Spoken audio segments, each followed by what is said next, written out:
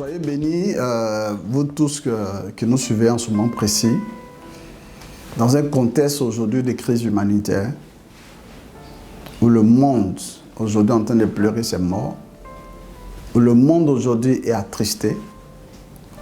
Et pour moi, c'est l'occasion de faire entendre la voix du Seigneur. Est-ce que cette situation, c'est nous que ça surprend, mais ça ne surprend pas Dieu.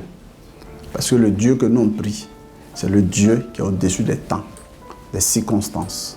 C'est ce Dieu-là qui n'est pas dans le temps. Parce que c'est l'homme qui subit le temps, mais ce Dieu est en dehors du temps. Et nous voulons vous aventurer dans le livre de Néhémie. On ne pourra pas le lire, mais vous fortifier avec ces paroles de Néhémie. Néhémie chapitre 2, Néhémie fait un constat. Il dit, voici le malheureux état dans lequel se trouve Jérusalem. Les murs sont en ruine. Levons-nous et bâtissons pour ne pas être dans l'opprobre. Mais j'ai aimé la démarche de Néhémie. Et aujourd'hui, le livre de Néhémie, que les théologiens inscrivent ça dans ce qu'on appelle la théologie de la reconstruction. Mais j'ai beaucoup aimé la démarche. Néhémie a vu une ville en ruine. Néhémie a vu la destruction, la désolation. Mais Néhémie a trouvé les sources, la cause, les raisons. Tout ce qui nous arrive a une raison. Rien n'est le fait d'un hasard. Et Néhémie a compris que la destruction, les ruines de Jérusalem sont en rapport avec la désobéissance d'Israël.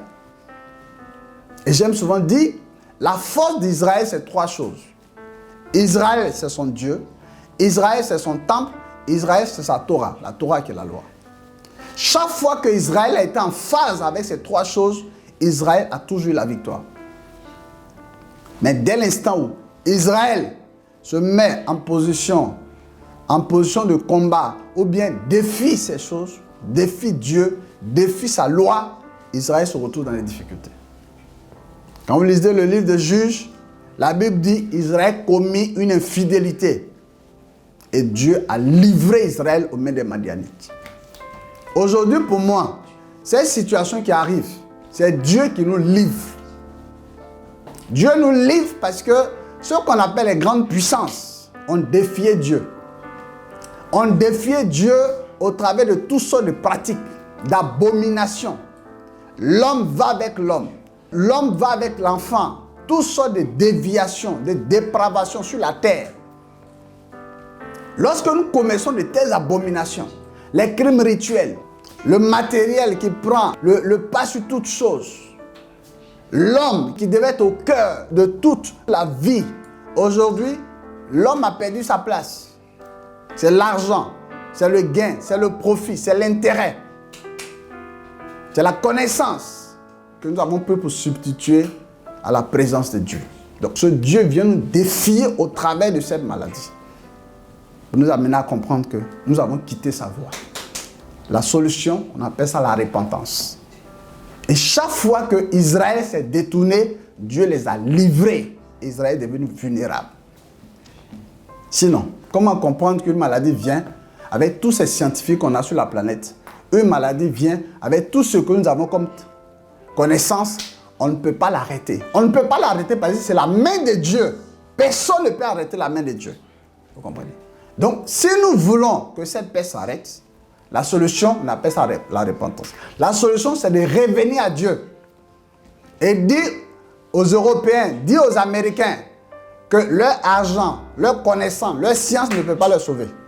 Ce qui peut leur sauver s'appelle Jésus-Christ de Nazareth. L'Europe, ils ont connu le réveil hier. Mais qu'est-ce qu'ils en ont fait de ce réveil?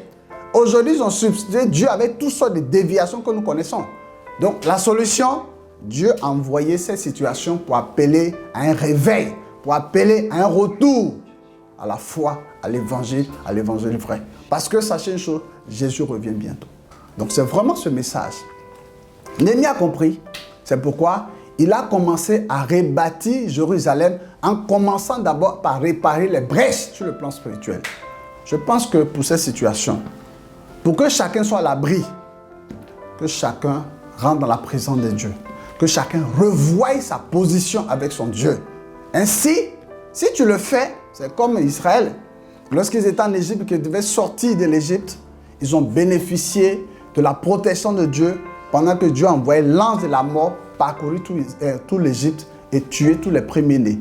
Tous ceux qui vont comprendre ce message et qui vont se mettre sous la bannière de Dieu, de son sang, et qui vont aller chercher la protection de Dieu dans une repentance, un retour à Dieu, le Seigneur va les délivrer. Mais ceux qui vont banaliser ce message, eux-mêmes, ils en feront les frais.